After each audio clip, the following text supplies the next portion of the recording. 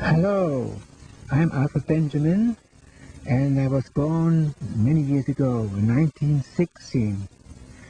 I was born in Hamburg, and when I was 10 years old, 1926, our father gave each one a camera, particularly to me, to see what I can do with the camera. That was a simple box camera, and lo and behold, I more or less won the competition with my brothers, and the pictures came out since then always well, and I became a photographer already when I was 10 years old.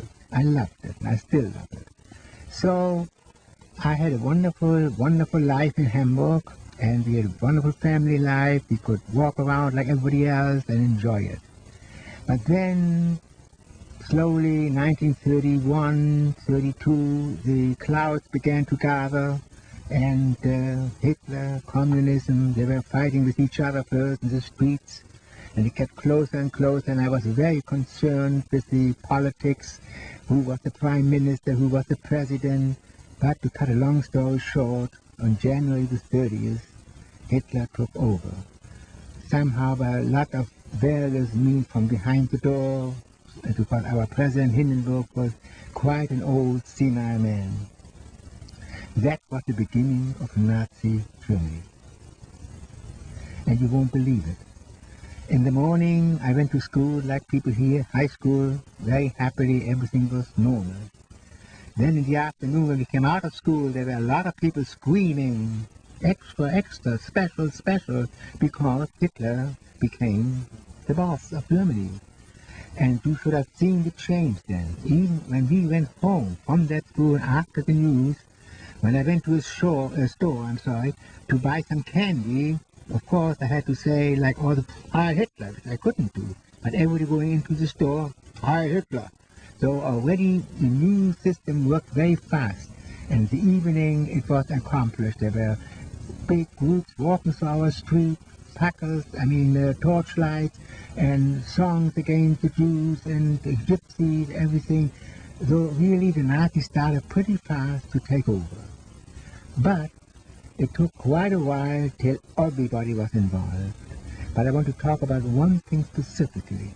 As I was an apprentice on photography, I worked for a big company, and I was asked one morning sometime in 1934 to take pictures for the Hamburger Fremdenblatt, which is the LA Times in those days, and was to take pictures of Hitler's arrival in Hamburg.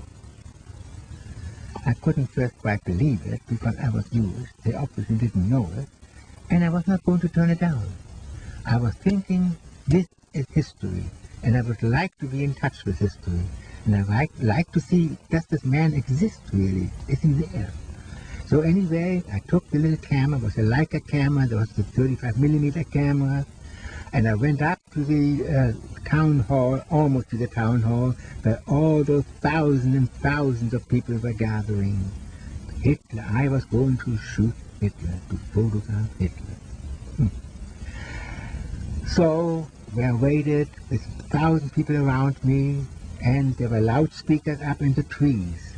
Tremendous voices announcing step by step of arrival of him. And I took my camera to be ready when he comes.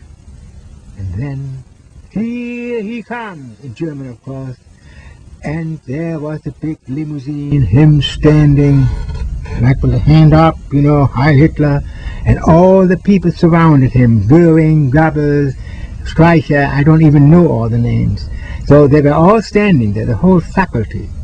And then he looked into my direction, and I was ready to take his picture. I looked at him, he looked at me. I'm not sure that I was the only one he looked at, but that moment I was paralyzed. I couldn't press the shutter down on that Leica camera, because that moment I became aware that this man wanted our death, my death, everybody, every Jew to be dead. And so I wanted to, somehow, I didn't function. Then they moved on slightly, and all of a sudden, like a cloud lifting of me, I got the courage again, and I turned around, and snapped the picture from behind. And here I would like you, because fortunately I kept the negative of that picture, and many years later I was able to print it to show it other people. And here is the picture of all the people moving around. And in here, there is he talking to the people. Of course, very small, you can hardly see it. But to see the surroundings, to see some people looking at me, and I'm sure I did not realize the danger I was in, because, I mean, if they would have known I was a Jew there, I would not have survived it. So the picture was taken, I brought it back, it was published the next day in the so-called Hamburger Fremdenblatt, the main paper, and it was called Hamburg Hears Hitler, HHH, back in German, Hamburg hört Hitler. That was the day when I shot him.